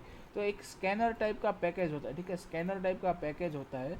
तो स्कैनर का यूज़ क्या होता है कि हमें अगर यूज़र के पास से इनपुट लेना है, कि हमें यूज़र के पास से अगर हमें इनपुट लेना है, तो हम यूज़ करते हैं स्कैनर। स्कैनर एक अलग टाइप का सिंटेक्स है, उसका एक फंक्शन है, जो है यूज़र के पास से इनपुट लेने में स्कैनर मदद करता है। तो उसके वो जो फंक्शन है, ये फंक्शन है कि यूज़र के पास से इनपुट लेने के लिए हम जो ये स्कैनर यूज़ करते हैं, वो बिलोंग करता है यूटिल डॉट स्कैनर पैकेज के अंदर, ये बिलोंग करता है, ठीक है। अब एक पैकेज के अंदर वो अगर अगर वो पैकेज को बिलोंग करता है, कि अगर ये यूटिल डॉट स्कैनर पैकेज को बिलोंग करता है, तो अगर उसके उस इस पैकेज के अंदर के फंक्शंस को हमें यूज़ करना है अपने कोड के अंदर, तो हम उसको क्या करेंगे कि इंपोर्ट करते हैं, कि हमें हमें उस पैकेज को अपने कोड में बुलाएंगे, कि हमको तुम्हारे अंदर के फंक्शंस जो है ना, वो बहुत काम के यार, यूटिल साहब, आपके आपके जो पैकेज, आपके जो फंक्शंस है, वो बहुत काम के हैं, वो हमें यूज़ करना है। तो हम क्या करेंगे, आपको इंपोर्ट करेंगे, आपको अपने कोड के अंदर हम इंपोर्ट करेंगे। इंपोर्ट करेंगे का मतलब क्या है कि अगर हम किसी पैकेज को इंपोर्ट करते हैं, तो उसके अंदर के फंक्शंस को हम अपने कोड के अंदर यूज़ कर सकते हैं, ठीक है। तो अगर हम स्कैनर की बात करें, तो स्कैनर के लिए होता है ये स्कैनर पैकेज, तो उसके लिए ये पूरी लाइन हमें लिखनी पड़ती है, import Java dot यूटिल dot scanner. अब यूटिल के अंदर ऐसे स्कैनर जैसे कहीं टाइप के होते हैं। अगर मान लीजिए कि हमें अपने कोड के अंदर वो सारे यूज़ करने हैं, तो हम क्या करते हैं, ये एस्ट्रिक का सिंबल यूज़ करते हैं। ये इसके इस बार हम एस्ट्रिक यूज़ करते हो, ये मल्टीप्लिकेशन नहीं है, याद रखना। ये मल्टीप्लिकेशन नहीं है। इसका मतलब है कि यूटिल के अंदर जितने सारे पैकेजेस हैं, जितने सारे स्कैनर जैसे कहीं सारे और पैकेजेस होंगे, और वो सारे सारे के सारे पैकेजेस हमको अगर वो सारे के सारे पैकेजेस इंपोर्ट करने हैं तो हम डायरेक्ट एस्ट्रिक डाल देंगे। उसका मतलब क्या हुआ कि वो सारे पैकेजेस को हम इंपोर्ट कर रहे हैं। देखो हम अभी 9th स्टैंडर्ड में तो हम बहुत ज़्यादा करने नहीं वाले हैं स्कैनर के सिवाय, लेकिन लेकिन ये हम क्यों यूज़ करते हैं, क्योंकि कोड जो है उसको हम शॉर्टेज, कोड को हम जितना फास्ट लिख सकते हैं उतना लिखना होता है, इसलिए हम यहाँ पर एस्ट्रिक यूज़ करते हैं, जिससे क्या होता है कि हम बहुत टाइम कंज्यूम ना हो। ठीक है, अब मैं आपको पढ़ाऊँगा स्कैनर। तो स्कैनर क्या है? स्कैनर का मतलब है कि अगर स्कैनर, पहले तो हम ये आप याद रख लीजिए, ठीक है, लेकिन इसके लिए भी मैं आपको एक ट्रिक दूंगा। ये एक्चुअली मैं आपको समझाऊंगा कि ये जो है वो आपको लेटर फेज में क्यों कराते हैं, क्योंकि उसके अंदर एक चीज़ आती है ऑब्जेक्ट। ठीक है, ऑब्जेक्ट, हम एक ऑब्जेक्ट बनाते हैं। ठीक है, ऑब्जेक्ट बनाते हैं। ये क्या है? स्कैनर एक क्लास है, स्कैनर एक क्लास है। ये वाला क्लास नहीं, ये एक क्लास नहीं, ऐसा क्लास नहीं, ये एक क्लास है स्कैनर क्लास, जो यूटिल को बिलोंग करता है। यूटिल पैकेज के अंदर एक स्कैनर क्लास होता है, स्कैनर क्लास, स्कैनर को कहता है क्लास। ठीक है, और एक क्लास का, स्कैनर क्लास के अंदर हम कोई भी क्लास होता है उसके अंदर मैंने क्या आपको पढ़ाया था, क्लास के अंदर होते हैं ऑब्जेक्ट्स। क्लास के अंदर हम बना सकते हैं ऑब्जेक्ट्स, और ऑब्जेक्ट्स का क्या काम होता है? ऑब्जेक्ट्स का एक फंक्शन होता है।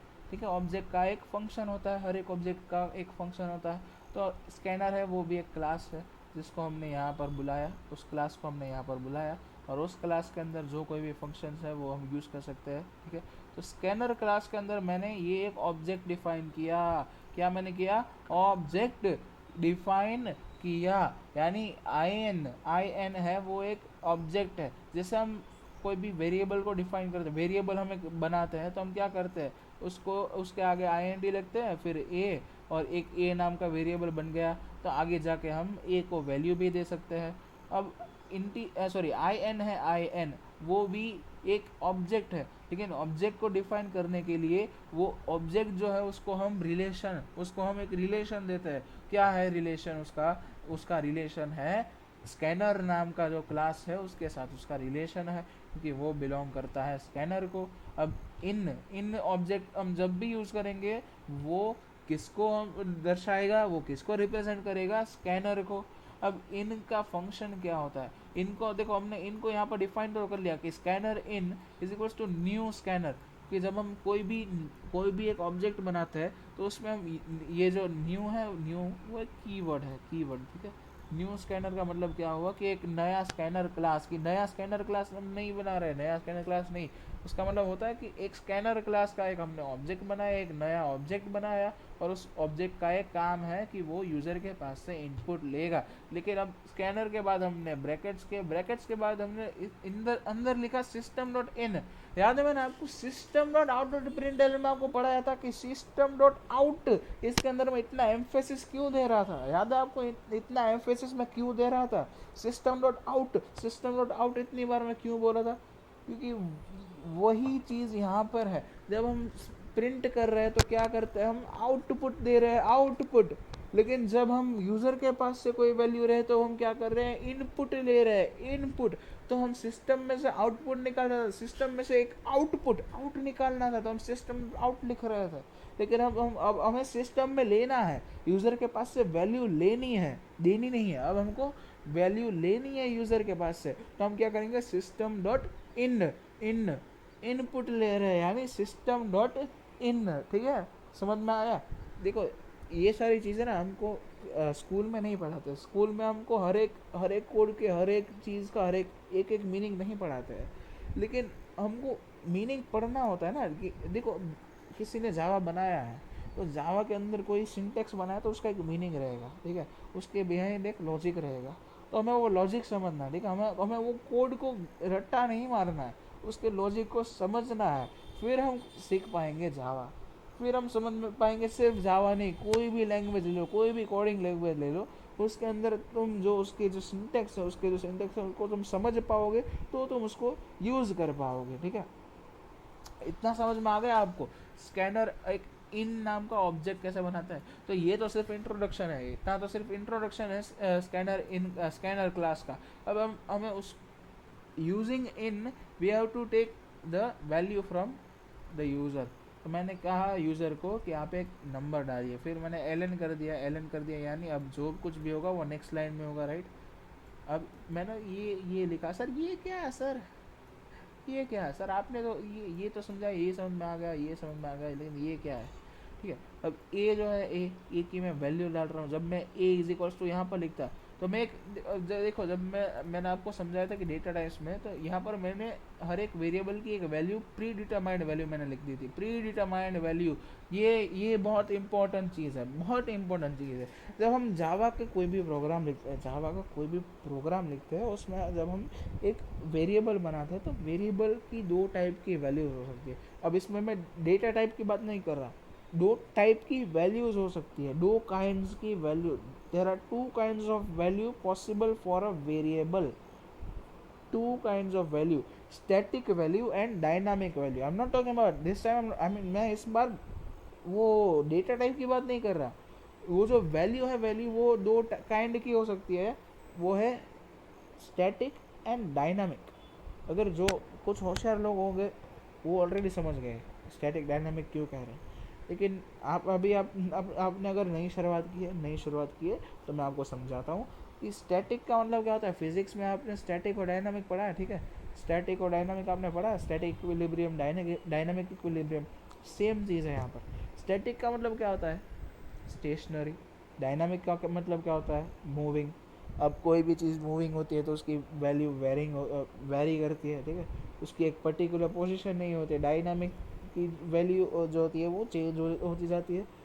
सिमिलरली जब हम स्टैटिक की बात करते हैं, तो जब हम एक कोई भी वेरिएबल है उसकी हम पहले से एक वैल्यू रख दें, कि मान लीजिए मैंने प्रोग्राम के अंदर ही मैंने कहा कि जो आई वेरिएबल है उसकी वैल्यू है 112233, ठीक है, ये मैंने पहले से ही कह दिया।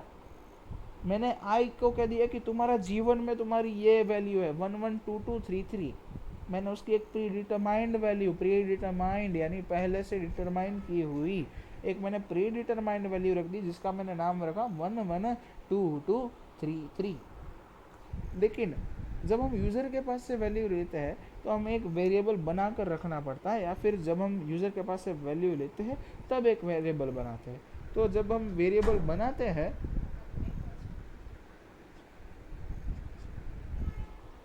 जब हम एक वेरिएबल बनाते हैं और उसकी वैल्यू जब हम यूज़र के पास से लेते हैं तो उसकी वैल्यू होती है डायनामिक। क्यों डायनामिक, क्यों हम कहते हैं सर उसकी वेरी होती है, हाँ होती है। क्यों होती है वेरी, जब मैं कहता हूँ कि उसकी वैल्यू वेरी होती है, उसका मतलब ये नहीं कि उसकी वैल्यू चेंज होती रहती है, नहीं, चेंज नहीं होती रहती है, लेकिन हम उसे डिटरमाइन नहीं कर सकते। क्योंकि अगर मान लीजिए कि आप यूज़र के पास से एक वैल्यू डालने को कह रहे हो, तो मैं कभी नहीं कह सकता ना कि ये जो यूज़र है यही वैल्यू डालेगा, राइट। उस यूज़र कुछ भी डाल सकता है, अगर वो डेटा टाइप को बिलोंग करता है तो यूज़र कुछ भी डाल सकता है, राइट। यूज़र कुछ भी डाल सकता है, और उसके लिए यूज़र अगर कोई भी वैल्यू डालता है तो वो जो होती है वो वो डिटरमाइन हम नहीं कर सकते, इसलिए मैं उसको कहता हूँ डायनामिक वैल्यू, राइट। अब मैं यहाँ पर वापस आ जाता हूँ। तो जब मैं उस डायनामिक वैल्यू को लेता हूँ तो मैं पहले तो ये इन यूज़ करूँगा, ठीक है, ये इन, ठीक है, ये इन मैंने यहाँ पर यूज़ किया। अब एक बहुत इंपॉर्टेंट चीज़ है, यहाँ पर कहीं बार आपके टेक्स्ट बुक में या फिर कहीं जगह पर ये SC दिया होगा, तो SC भी एक ऑब्जेक्ट है। अगर अब मान लीजिए मैंने यहाँ पर SC किया तो यहाँ पर एरर आ जाएगा, क्यों, क्योंकि इन नाम का कोई ऑब्जेक्ट एग्जिस्ट ही नहीं करता, तो यहाँ पर मैं SC यूज़ करूँगा, ठीक है। ये डिपेंड करता है कि अब अगर मान लीजिए यहाँ पर मैंने कोई भी ऑब्जेक्ट जो मैं यूज़ करता हूँ तो वही सेम टू सेम ऑब्जेक्ट मेरे को यहाँ पर यूज़ करना होता है, राइट, समझ में आया। अब अगर मान लीजिए आपको ए की वैल्यू प्रिंट करनी है तो आप यहाँ पर ए ही लिखेंगे ना, बी थोड़ी ना लिखेंगे। यहाँ पर अगर आपको ए की वैल्यू प्रिंट करनी है तो आप ए लिखेंगे ना, बी नहीं लिखेंगे। तो सिमिलरली मेरे को ये जो स्कैनर का ऑब्जेक्ट है वो मेरे को यूज़ करना है, तो उसके लिए मैं SC डालूंगा ना, इन थोड़ी ना डालूंगा। तो मैंने SC डाला, SC डॉट नेक्स्ट INT। अब यहाँ पर नेक्स्ट का मतलब क्या होता है, नेक्स्ट का मतलब नेक्स्ट है वो एक वो एक सिंटैक्स है, सिंटैक्स का उस सिंटैक्स का मतलब होता है कि हम यूज़र के पास से वैल्यू लेने के लिए हम एक स्पेस क्रिएट करते हैं। स्पेस क्रिएट मतलब कि उस स्पेस के अंदर अब मेरे को एक डेटा टाइप क्रिएट करना होता है कि अब मैं इसी डेटा टाइप की वैल्यू यूज़र डाल सकता है, ठीक है। इसके अलावा अगर कोई और डेटा टाइप की वैल्यू डाली तो एरर आएगी, ठीक है। तो अब क्या हुआ कि मैंने in dot next I N T बाद में मैंने लिख दिया I N T. I N T का मतलब होता है इंटीजर टाइप वैल्यू ही ए के लिए यूज़र डाल सकता है, क्योंकि ए की क्या है वैल्यू, इंटीजर टाइप है, और इधर मैं अगर इंटीजर टाइप वैल्यू लूँगा तो ही वो सेटिस्फाई करेगा, ठीक है। अब ये जो है ये in dot next I N T वो sorry S T dot next I N T वो है ए की वैल्यू। अब ये करने के बाद यूज़र डालेगा कोई वैल्यू और वो स्टोर हो जाएगी ए के अंदर, ठीक है। तो बेसिकली चीज़ इतनी है। अगर अब हम जब आगे बढ़ेंगे तो धीमे धीमे हम ये सारी चीज़ें हम सीखेंगे, आगे थोड़ी एडवांस लेवल सीखेंगे। आज का जो पूरा वीडियो था it was focused purely on the basics of जावा, ठीक है, बेसिक्स ऑफ जावा के ऊपर फोकस था। अगर मैं कोई और चीज़ें अगर आपको इंक्लूड करने की ज़रूरत पड़ेगी तो मैं आपको नेक्स्ट वीडियो में आपको समझाऊंगा। आपको इस वीडियो में अगर कोई चीज़ें समझ में नहीं आई हो तो मैं एक स्पेशल वीडियो बनाऊंगा डाउट क्लियर करने के लिए। लेकिन अगर आपके बहुत मल्टीपल अलग अलग टाइप के डाउट हो तो थोड़ी प्रॉब्लम पड़ेगी, लेकिन अगर आपको एक पर्टिकुलर चीज़ के लिए आपको मल्टीपल लोगों को डाउट्स हो तो मैं वो ज़रूर क्लियर करूँगा, ठीक है। अब कई लोग बहुत शाणे रहेंगे, ठीक है, वो कहेंगे सर पूरी वीडियो ही समझ में नहीं आई, सर आप तो बहुत बकवास समझाते हैं यार, नहीं समझ में आया आपको। तो यार कोई बात नहीं यार, कोई बात नहीं, जितने लोगों को समझ में आया उतने लोग मेरे वीडियो को लाइक करेंगे।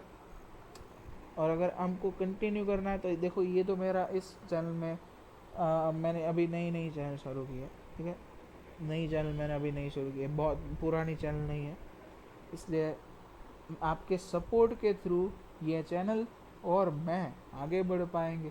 मेरा एक पैशन है कि मेरे को कोडिंग में बहुत इंटरेस्ट है और मेरे को दूसरे लोगों को जो इंटरेस्ट है उनको भी मेरे को आगे बढ़ाना, उनका भी इम्प्रूवमेंट करवाना है।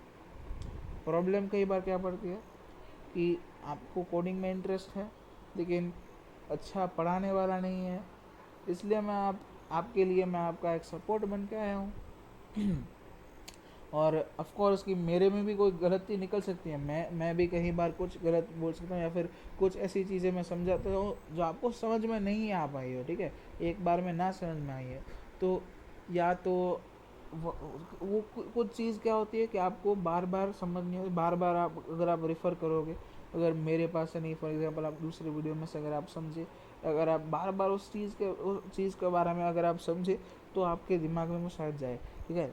कोई भी नई चीज़ होती है ना, जब हम कोई भी नई चीज़ की शुरुआत करते हैं ना तो एक बार में वो अंदर नहीं जाती है, एक बार में वो मगज में एक बार में वो दिमाग में नहीं घुसती है, ठीक है, एक बार में वो दिमाग में नहीं घुसती है।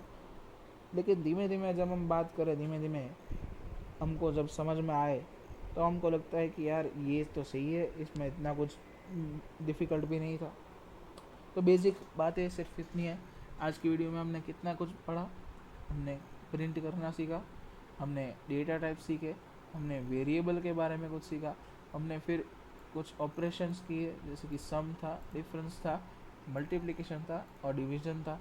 फिर हमने यूज़र के पास से इनपुट लेना सीखा जिसमें हमने एक मेथड 1 की जिसमें हम टर्नरी विंडो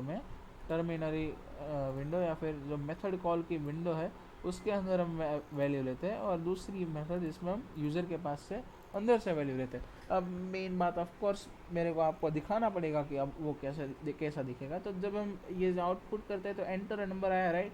अब मैंने मान लीजिए 1 2 3 4 5 वैल्यू मैंने डाल दी ए के लिए, ठीक है, तो ए की वैल्यू आ गई 1 2 3 4 5। अब मैंने क्या यहाँ पर प्रिंट क्या किया था, आपको याद हो तो प्रिंट क्या किया था, ए मैंने प्रिंट किया था ए। तो इसका मतलब अगर 1 2 3 4 5 प्रिंट हुआ तो इसका मतलब क्या हुआ कि 1 2 3 4 5 जो मैंने डाला वो ए के अंदर स्टोर हो गया। तो ये समझ में आ गया, आपको समझ में आ गया कैसे करते हैं। अब अब मेन प्रॉब्लम कहीं लोगों को क्या पड़ती है कि उनको सिंटेक्स याद नहीं रहती। शुरुआत में प्रॉब्लम पड़ती है कि लोगों को सिंटेक्स याद नहीं रहती। सिंटेक्स याद नहीं रहती तो उसके लिए हमको करना होता है कंटिन्यूस प्रैक्टिस। कंटिन्यूस प्रैक्टिस के लिए आप मैं खुद की ट्रिक कह रहा हूँ, मैं ये बहुत करता था। 9th-10th में ना हमारे टीचर पढ़ाते थे तो वो अच्छा पढ़ाते थे, लेकिन कई बार ना मेरे को समझ में नहीं आता था। मेरे को ना कोई भी चीज़ एक बार में समझ में आई ही नहीं है। लेकिन मैंने फिर क्या कर दिया कि मैंने खुद से पढ़ना शुरू कर दिया, मैंने सेल्फ स्टडी शुरू कर दिया। सेल्फ स्टडी मैंने जब शुरू किया तो मेरे पास एक सहारा था कि हम अभी के टाइम में ये चैट जीपीटी और ये सारी चीज़ें आ गई है, तो मैंने उसका पूरा यूज़ किया। तो मैंने कहा कि चैट जीपीटी को मैं कहता था, पहले मैं चैट जीपीटी के पास से एक एक्सप्लेनेशन लेता था। अभी एक्सप्लेनेशन तो आपको आ गई है, ठीक है, आपको समझ में तो आ गया, और नहीं समझ में आया तो वो भी कर लिया। लेकिन मैं पहले उसके पास से एक्सप्लेनेशन लेता था, और फिर मेन चीज़ जो चैट जीपीटी में काम आई है मुझे, वो है कि मैं उसको कहता था कि मुझे कुछ प्रैक्टिस क्वेश्चंस दो, मेरे को कुछ प्रैक्टिस क्वेश्चंस दो जिसको मैं सॉल्व करता था। फिर मैं वो सॉल्व करता था, और फिर मैं अपना जो आंसर होता है, पूरा कोड होता है, वो मैं चैट जीपीटी में डालता था। और वो कोई भी इम्प्रूवमेंट है, कोई भी चीज़ में मेरे को चेंजेस करना होता है, तो वो मेरे को सजेस्ट करता है कि ये चेंजेस आप कर सकते हो। इससे जो कोड है उसका लॉजिक बहुत इजी हो जाता है, उसको कोड जो होता है पूरा वो बहुत इजी हो जाता है, शॉर्ट में भी ख़त्म हो सकता है। और ये सारी चीज़ें कर कर कर कर कर करके मेरे को बहुत ज़्यादा एडवांटेज मिला है, बहुत ही ज़्यादा एडवांटेज इसमें मिलता है। तो अब जब मैं एक आपको बहुत ये अच्छी चीज़ है, मैं आपको सजेस्ट करता हूँ कि जब भी मेरा आप वीडियो देखें ना, तो उस वीडियो देखने के बाद हमने जो जो टॉपिक्स कवर किए हैं वो सारे टॉपिक्स के आप प्रैक्टिस क्वेश्चंस एक बार कवर कर लीजिए। चैट जीपीटी, जेमिनी, आपको जो भी यूज़ करना, मैं आपको ऐसा नहीं कहता हूँ सिर्फ चैट जीपीटी, आजकल तो बहुत सारे AI आ गए, ठीक है, बहुत सारे AI आ गए। देखो, ठीक है, आज के वीडियो में आपने जो कुछ भी पढ़ा उसके पूरे practice questions chat GPT, Gemini, या फिर टेक्स्ट बुक में भी बहुत सारे क्वेश्चंस दिए गए होते हैं, टेक्स्ट बुक में से कुछ क्वेश्चंस कर लेना, ठीक है। तो आज के वीडियो में मैं आपको आपकी रजा लूँगा, आपको अब कहता हूँ goodbye and all the best for